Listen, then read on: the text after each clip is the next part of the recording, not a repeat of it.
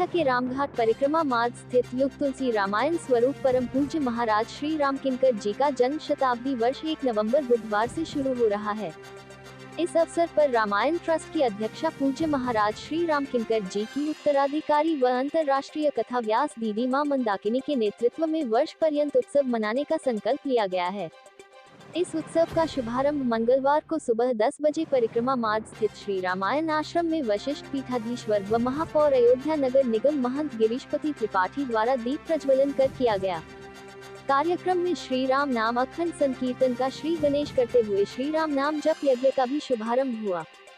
कार्यक्रम में दीदी मां मंदाकिनी ने राम नाम की महिमा बताते हुए सभी भक्तों को संबोधित किया। आश्रम परिसर में ही ससंकल्प भक्तगण राम नाम जप यज्ञ में सम्मिलित हुए। पत्रकार वार्ता में दीदी मां मंदाकिनी ने कहा कि महाराज श्री इस आश्रम में भक्तों को सजीव प्रतीत होते हैं। महाराज श्री जिनके पूरे विश्व में अनुयायी हैं, भक्त हैं और जिनकी समाधि इस रामायण आश्रम में है।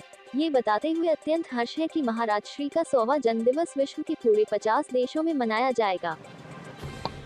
स्वनाम धन्य महाराज श्री रामचरितमानस अयोध्या के गौरव है और अभिन्न रूप से परम पूज्य महाराज श्री को पूरे विश्व ने सम्मानित किया है, जाना जाता है।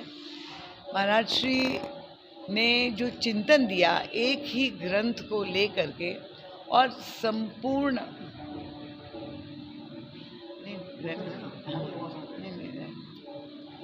जो गोस्वामी तुलसीदास जी ने लिखा है कि बुध विश्राम सकल जन रंजनी, तो रामचरितमानस बुद्ध और जन दोनों के लिए समान रूप से प्रेरित कैसे हो सकता है।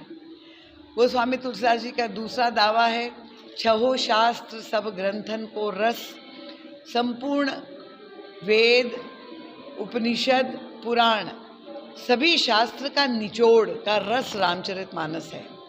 तो ये जो गोस्वामी तुलसीदास जी का दावा है उसको परम पूज्य महाराज श्री ने अपनी व्याख्या से प्रमाणित किया। उन्होंने जो मीमांसा की कि मानस केवल इतिहास का एक पवित्र ग्रंथ नहीं है, केवल राम की कथा नहीं है, पर हम सबके जीवन के मन मानस की और जनमानस की कथा है।